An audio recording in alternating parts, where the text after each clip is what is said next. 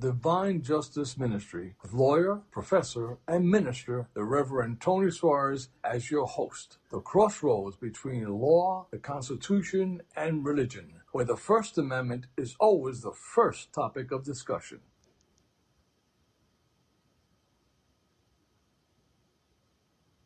Well, welcome everybody. My name is Tony Suarez, Reverend Tony Suarez, and this is Divine Justice Ministry, an outreach to try to explain the crossroads between faith and the law, and that is the First Amendment of the Constitution.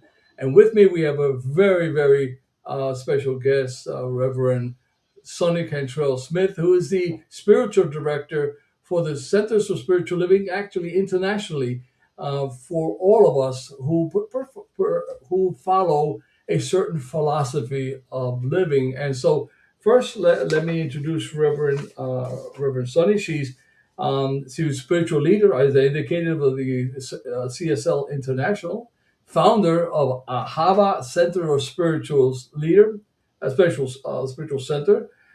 She studied at the Holmes Institute and the Agape International Spiritual Center. She lives in Lexington, Kentucky. I'm still originally from Ohio, and she manages the overall operation, which is, as I gave, hundreds of thousands of people across the United States and in Europe. I know that there's centers out there as well, and supervises a magazine called Science of Mind, which is part of the institution. It's really a beautiful magazine. And so, welcome, Reverend Soni. Thank you. Just a few points of clarification for you, Anthony. I don't manage Science of Mind magazine. That's our beloved Holly does that. And I'm the elected spiritual leader of Centers for Spiritual Living, which indeed is a global organization. It's Ahava, which is the Hebrew word for love. And I started that community in 2009. I retired from that community in 2022 and was elected the International Spiritual Leader. I am not over the operations. I'm actually over the ecclesiastical part of our organization. So we have an executive director, that is Ty Minkler, and he is over the operations. I'm over ecclesiastical, which includes education and pastoral care and global outreach and many, many different aspects of the ecclesiastical part. So thank you very much, and thank you for inviting me to be here. Well, that's great. I mean, I'm so honored to have you as a guest. Really, truly, I'm trying to do with Divine Justice Ministry is an outreach among not just our community. Of course, because I am a minister of Science of Mind in Orlando, but try to outreach outside to other people who are sort of not sure about where they are on their way as they try to understand God or God within them. So, the program and is not limited just to people from Science of Mind, but to try an outreach beyond it. And so, I want to explain to people what we are. So, with that, could you just give us a little background on this gentleman and what we are? Well, that is Ernest Holmes, Reverend Dr. Ernest Holmes, who is the founder of Science of Mind. I like to describe Science of Mind as a marriage between philosophy, science, and spirituality. So, Dr. Holmes, oh my gosh, we're in fact celebrating 100 years of Science of Mind magazine and Science of Mind Institute, Science of Mind Religious Institute. In 1927 was when it was actually started. So in 2027, next year we celebrate 100 years of Science of Mind. Science of Mind is an open philosophy that accepts all. We look at the world, we look at individuals and we look at all of it as being interconnected. Something what Thich Nhat Hanh calls inner R. We are all connected in aspects that we don't even realize. So one of our philosophies is oneness. You know, we practice oneness. It's one of our values and our principles. Maybe you could prompt me in some things that you Yeah, want to yeah. Let know. me tell you, because what's remarkable. I've always made thought about how remarkable it was for Ernest Holmes, who himself was not formally educated. It's not like he got an honorary doctorate degree. He didn't go to school, go to and make have structured instruction. He educated himself, and he studied religions around the world. He studied philosophy, and it's absolutely remarkable to see Mm-hmm. how this man was able to put together, synthesize this Mm-hmm. philosophy, which if you go today, of course, this is one of the things I do in my ministry, is to try to match the physical with the metaphysical. He was doing that in the 1930s. You know, Mm-hmm. he, Mm-hmm. he was. It was some most amazing thing to see how, when you look at the language that he used then, he was synthesizing language that was thousands of years old, but also speculating and looking forward into the world of science, which is why we call it science of mind. We do not reject science. We actually adopt science into a philosophy that lets us live a life, which is what it truly is amazing. I urge everyone to study Dr. Holmes, his background, and so forth, as we start going into the individual principles which he established. And so, Mm-hmm. yeah, it's absolutely an amazing thing to see his. Now, there's. Well, you know what? I'm sorry to Go interrupt ahead, go you, ahead. Anthony, Yeah. but you know, one of the things that the bigger picture here as well is science of mind um, is also a philosophy that is included in what we're calling New Thought. Yeah. You know, and New Thought. What tends to get erased in the history books is many early New Thought leaders were abolitionists. They looked at the enslavement of human beings and saw it as a direct violation of the principle of oneness, which I just talked about. And that you cannot believe in one life and then act as though some lives are worth less than others, because that's a contradiction. And so they named it as such. And we tend to forget that sacred activism was a huge part of the birthing of New Thought. Emma Curtis Hopkins, for example, who Dr. Holmes studied with, didn't just preach spiritual empowerment. She demonstrated by putting women into positions of spiritual authority when the rest of the world was saying no. You know, Yeah. the unity movement, for example, was essentially one of the first telecare prayer services in America. They're part of New Thought. And of course, Dr. Holmes refused to segregate his classes and his audience long before the civil rights laws required it. So he said, in essence, there's no black mind or white mind. There's only one mind, Yeah. which is a tenet of science of mind. So, you know, human rights are rooted. I mean, New Thought is rooted in human rights and in spiritual principle. And I don't want to, you know, I think that we have to include that when we talk about science of mind and it being part of a great movement called New Thought, which, in my opinion, was hijacked by self-help. Right. So I just wanted to talk about that a little bit. Yeah, let's look at this little symbol, which I often found in one of the things that attracted me when I first walked into 10 years ago, as it is at this point. I walked into the center in Orlando, is that we had this sculpture on the wall, and it seemed to have all the symbols of the different religions in the world. And I looked at them and I asked the guy who was giving me the tour, who was a practitioner at the time, and I said, what are you guys all about? And so he started explaining some of the basic principles. I said, oh my goodness, this is where I have been in my journey on my own. You know, Mm-hmm.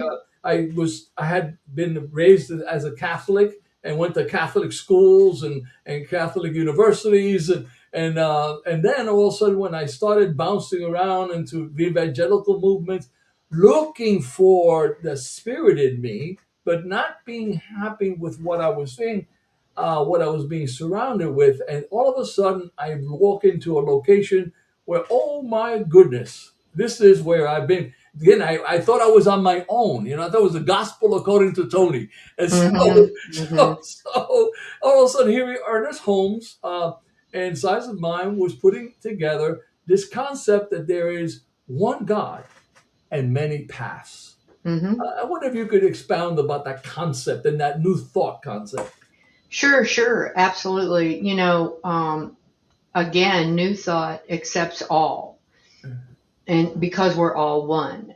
If we look at our DNA, right? I mean, our DNA varies as human beings, but it's the same process. It's the Right. same, you know, unless unless there's some people here that are from another planet that I'm not familiar with, but they would be included in the oneness as well.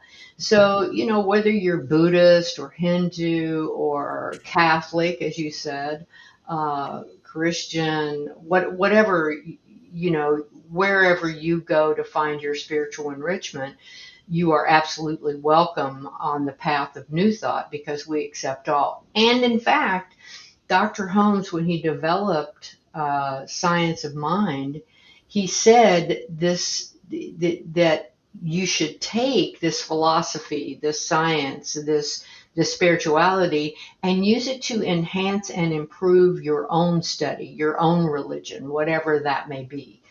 So it's all paths are welcome, and he also drew the philosophy from many different paths. He studied, my gosh, he studied Hinduism, he studied Buddhism, he studied Christianity, Judaism. I mean, he studied Islam, all of it.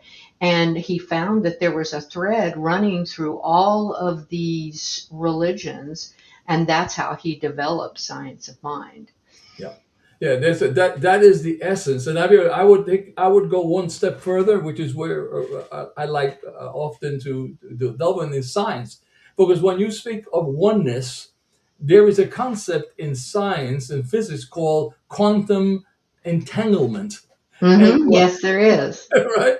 And when the scientists speak of quantum entanglement, they can't understand it. There's we don't they called it um, spooky action at a distance was what the word that Einstein used when they discovered that there's a connectedness between the electrons and photons out in the world, and they can't explain it, but there is a connection, and everything is connected. Hmm. So if you could take actually current science and add it into a philosophy of life, and you get to Science of Mind, which is Hmm. a most remarkable coincidence. Not coincidence. I don't think there is a coincidence. Just happens a Right. development would be a better Hmm. word. Uh, Hmm. for so now let's go to one final thing before I get into more substantive questions. This image, where did this is the image of the Science of Mind? Could you explain it a little bit? Well, it's the teaching image for Science of Mind, and what it's about is the how Science of Mind works and how our mind works. We have the microcosm and we have the macrocosm. And for example, if I say there's only one mind, and that mind is my mind now. So what we have is spirit, body, and or we have spirit, soul, and body, or we have the universal mind. We have soul, which Holmes referred to as the law, how the law, the impersonal law, which is in the middle. and then the body, which is the manifestation. So how it works is it's like a seed. It's the most simple explanation, and we use it to teach. Right. Is you plant a seed. If you plant, say, a seed for an apple tree, that would be in the top level. Now, the law in the middle level doesn't, it's impersonal. It only does what it's supposed to do. And so it's going to grow an apple tree, which would be the manifestation or the body of the seed. And that works with our mind. It's what you focus on in our lives. It's not, I mean, my gosh, we have millions of thoughts every day. So suppose that we are looking to improve our lives. One of the things that I do to work with individuals is many of the people I do work with, I find that there's a common theme, which is I'm not good enough. So if you're planting that seed every day of I'm not good enough, then the law or the middle section of that teaching symbol is going to bring everything to you to prove that you're not good enough or to have doubts. But if you can change your thinking, right, and focus on I am good enough, I am the beloved, the source of all things, the one mind is my mind now, then you're planting a new seed. It doesn't erase the fact of how you felt before, but that's what you were focusing on before, right? So now you're focusing on something new, which is I am good enough, I am the beloved. And if we can continue to change the thinking and implant that into the mind and focus on that every day, then what's going to happen is the law is going to respond because the law is neutral. It only responds to what is out there in the ethers. Does that make sense? Yes, absolutely. In fact, I just gave a talk not too long ago at my center precisely on what we believe, you Mm-hmm. know, and one of the principles of homes and science of mind said we can believe if we heal. Healing Mm-hmm. is an important part of the body. So many people, they believe they're sick, and of course, current modern science is trying to make you sick and sell you pills and make you dependent on this, and it takes away the self will, the knowledge, absolute knowledge that you are perfect within. And so, Mm-hmm. and you can deal with the conditions of your illness, whatever illness that may be. But you have to believe this, and you have to Mm-hmm. really have it internalize that concept of what you believe, because what you believe, you will sow, and that Well, is. yes, yes, and I would be remiss in not saying that Dr. Holmes, in what he talked about with healing, is that whether it's a prayer or a pill, if we believe in the eternal evolvement, the evolving universe, we are creating new ways. I mean, look at where we were 50 years ago in medicine and where we are today. That there's a continual open at the top, and we have to accept and look at new discoveries or new innovations. So one thing that Dr. Holmes talked about that is people don't often look at is the fact that he said, you only turn away from the condition in prayer. You have to know what you're praying for. So when someone's talking about medicine or about healing, I always encourage individuals to find the path that is best for them. In other words, if you have cancer and you need a doctor, please go to a doctor because along with your prayer work. So I just think it's important to really state the fact that we're not saying, don't turn away Right. from healing, other healing modes or methods. We're saying that you can also use prayer and your mind to work together for healing purposes. And so, and that, now this is a perfect segue into what I wanted to speak about, the substantive concept for today, about the problem, as I perceive as a problem. The people have lost faith in God, have lost faith in the system. They're losing faith in our electoral system. They lose, people get depressed, and it causes a problem. So let me add this one. This is I did a whole seminar and a podcast on the other questions, but I'll get that into a moment. But this is a perfect image of where our community, our society seems to be. And I've asked some statistics from the which I'd like to share with you, and then enter the discussions. So, membership in organized religions, according to Gallup polls, they have fallen in mosques and churches from over 70% in 1999 to less than 73% by the mid 70s. I suggest it's probably less than that.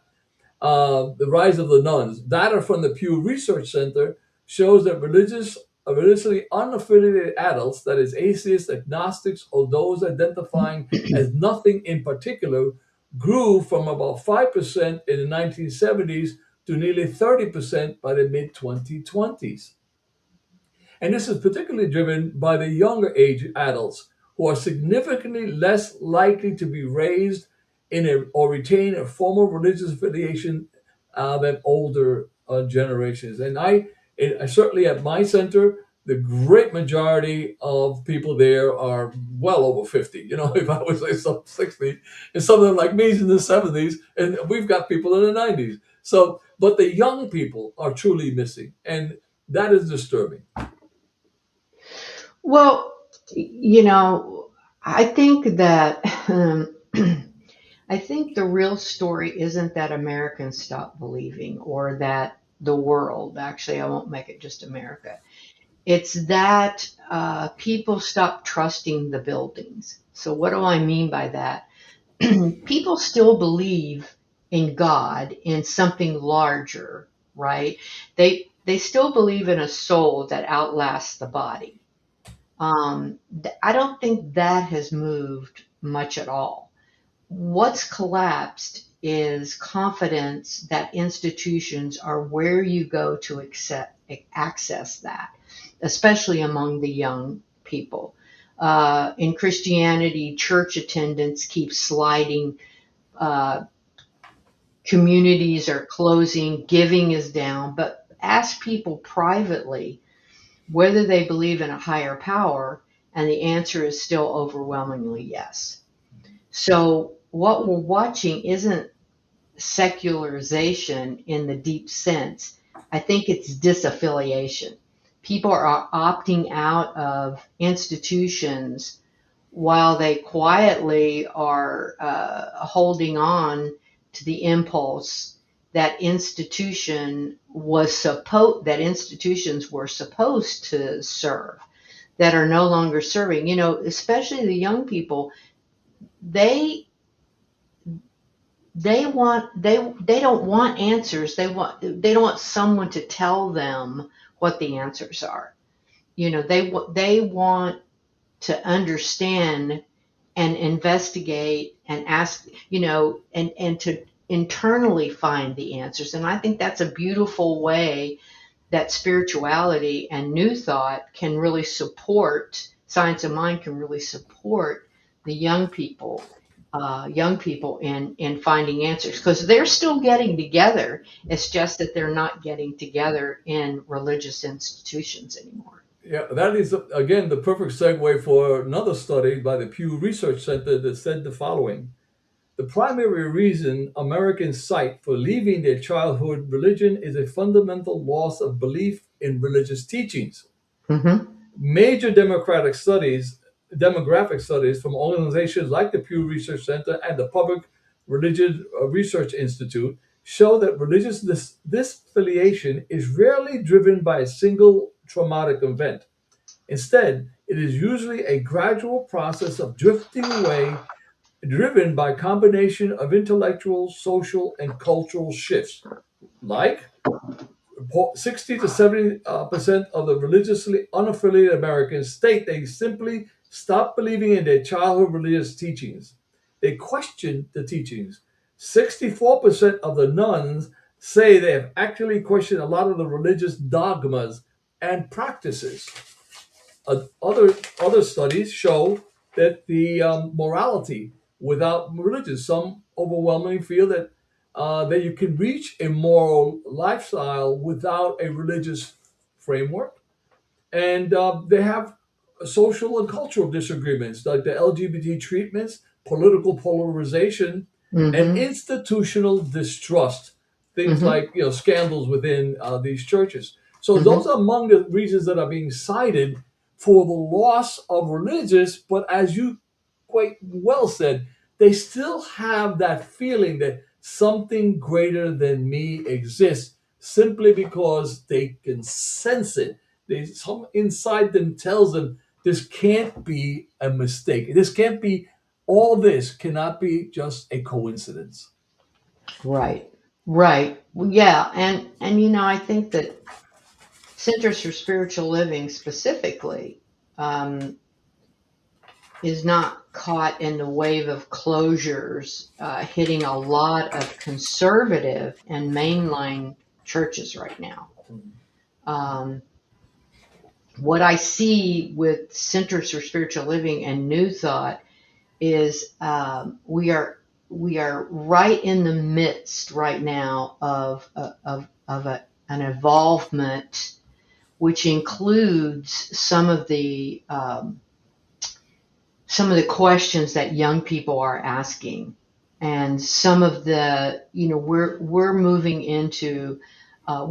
from me to we, which a lot of young people tell me that they're interested in, like, what are you doing in the larger communities? How are you serving the LGBTQ community? How are you serving what are you doing about climate change? What are you doing about the political upheaval right now? And so,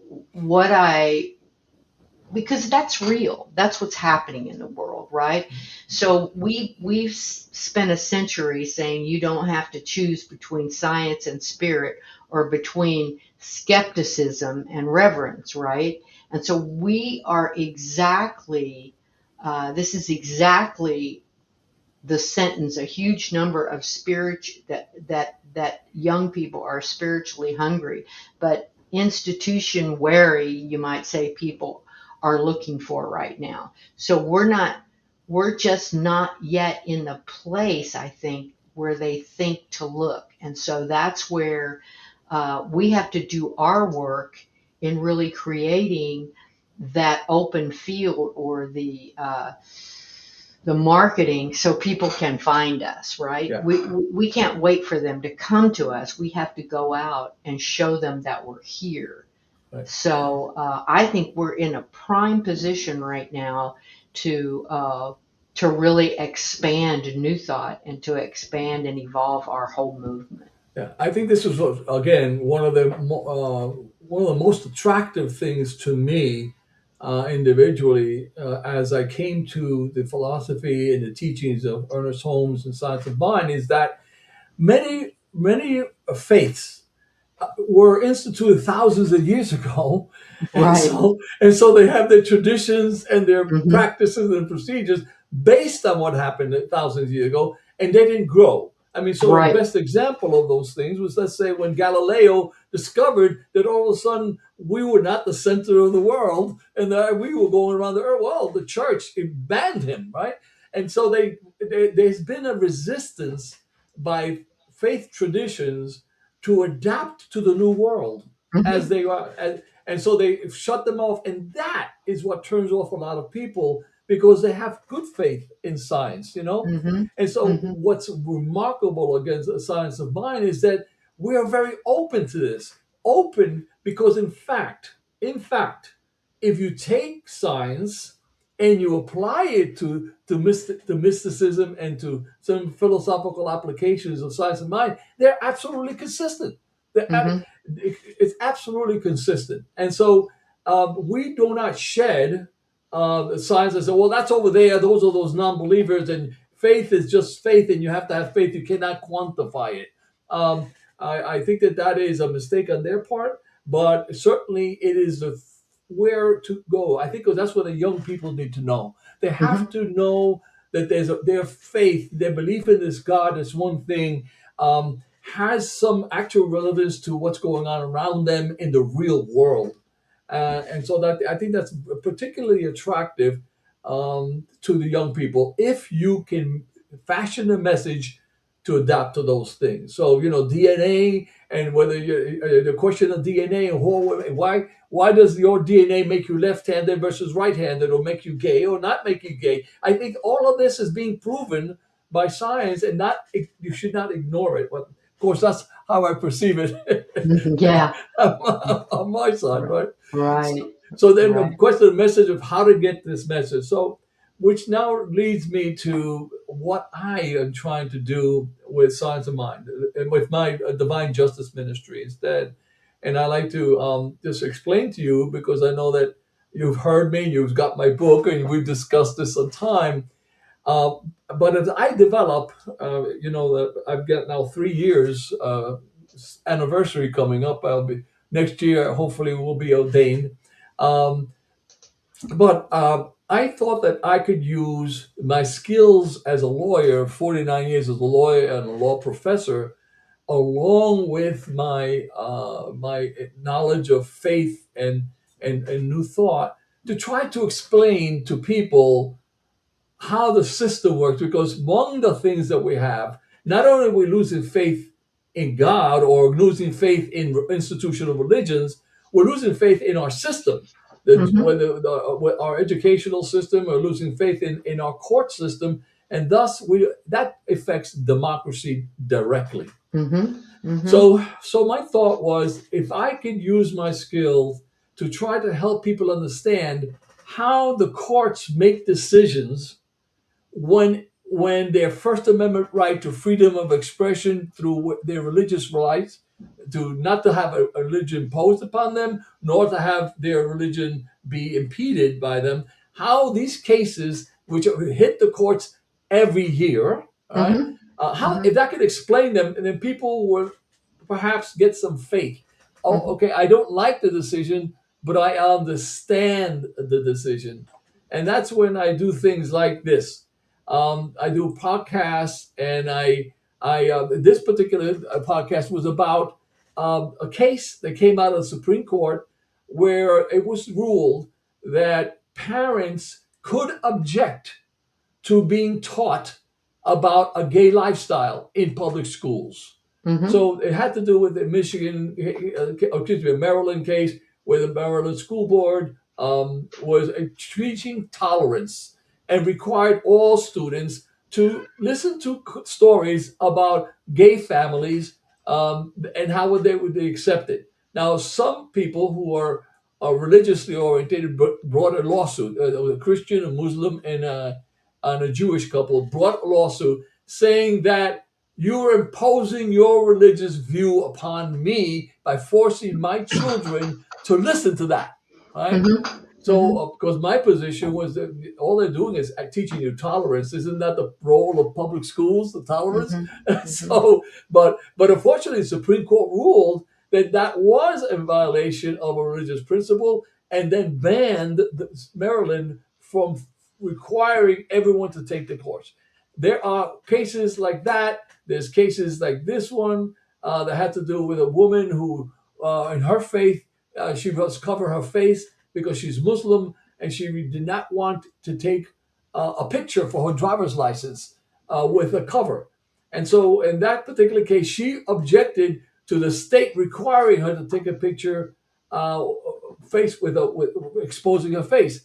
And she lost that case in the state of Florida. She was required to take a picture despite her faith, and the court went into a whole what is a valid teaching of a faith, what do the majority of Muslims think. I mean, it was an outrageous decision. But I thought that I could add to our discussion in that way, as Mm-hmm. using the skills that have me. As I grow in spirit, as I grow, I will be getting into some more of the mystical stuff and principles of spirit. But I thought I would start off with this, and try to add some credibility to the ministry, and then of course take it from there. So that I wanted to explain that to you, as part of this overall strive to try to attract people to science of mind. Right. Well, let me let's take a moment and just look at our principles, the principles of science of mind, not as affirmations, right, for the prayer room, Right. but as living commitments for the world, right? Let's think about this. Oneness means that radical justice, care for the earth, and economic uh, equity are not political positions. They are spiritual imperatives, right? So if we believe that there is only one life, then how can we be indifferent to how that life is treated, right? So what Right. you're doing is you're practicing on a practical level what we're saying. Divine order, for example, is not the preservation of unjust systems. Right. So true divine order is right relationship, like you said, talking about. I don't particularly like the word tolerance, but it's talking about equality, equanimity, for all, the genuine thriving of all people. And when we pray for divine order, we're praying for the world to be rearranged towards justice. And we have to have people who are willing to stand up for that, right? For justice, for the power of the mind and the word means that we speak to life and we speak life. And we refuse the narrations of separation and scarcity, and our pulpits, our conversations, our votes, these are sacred instruments, right? So if we use them, spiritual growth means that communities are growing in wisdom, and they must also grow in courage. So people like yourself need to explain to people that don't understand that we cannot stay comfortable and call it growth. We have to stand up for what we believe in, and we believe in the one life, and we cannot use our principles any other way. And that's what I'm talking about when I say moving from me to we. It means that we do our internal work, but it also means that we step up and step out to support justice in the world, however that may look, whether it's a ramp for someone in a wheelchair or whether it's, practicing or teaching acceptance in our schools, if that makes sense. Yeah, yeah, yeah, definitely. I mean, I was very impressed. I think I did mention it to you at the national convention in Reno, um, when you spoke at the introduction, and you spoke very clearly that we had to get out there. That this was a night. Not we are not cannot be isolated. Not that we should. We cannot be isolated in the world. That the message must be activated. And I was really impacted by that because I have personally, as you know, I was a politician here in Florida, and I was an elected official, and come with that comes some people hate you, and some people love you. Yeah, So try so being the spiritual leader. so I mean, when I took on the title of minister, reverend, I said, "Oh, I bring all that baggage with me." And so I was very reticent to really come out because I didn't want to bring that baggage into the church, but into our centers. But after listening to your introductory speech at the Reno at the national conference, um, I understood my role differently now. That it is I am not to sit back and then let all the stuff that I have in my brain not come out and help others come to that realization of what is justice, what is peace, what is fair, what is right. They Right. are those things, and you can sense them what they are because Spirit tells us what is right, Hmm. and Right. and if you don't express it, then you're almost complicit in Hmm. in the Exactly. Exactly. Uh, and it's we need people. doing the work that you're doing. Thank you. Well, Reverend Soni, is there anything else you'd like to add? I covered the topics I was planning to cover here today, and introduction to everyone else out there. This has this been more of a philosophical show than it has been a legal show, and I'm glad I did it because it's a coming out sort of Hmm. for me. But I'm wondering if there's anything else you'd like to add at this point.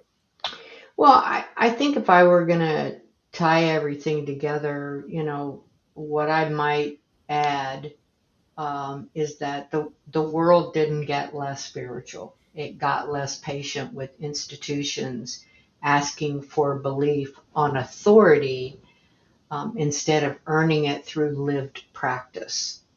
And that's not a threat to what we do. That's an opening for it if if we're willing to be found. Science of mind and new thought. I'm working together right now with other new thought organizations to create an international campaign together, marketing campaign, and to work for sacred activism, to work to support changes in the world. So I I really believe that there are individuals that are looking for us. They just don't know how to find us. And I think people who do podcasts and promote science of mind and promote new thought, that this is going to be the way to open up a whole new audience of individuals who are spiritual and looking for that place to find what is living within them and take it out and practice. Well, thank you very much. Thank you for giving this time of your busy schedule to be with me again. Once again, I'm quite honored, excuse me, to have that you have joined me on the show, and I'm going to send it out on my podcast and let everyone know. So, once again, thank you so much. Thank you God so bless. much, Tony. Bye. God bless.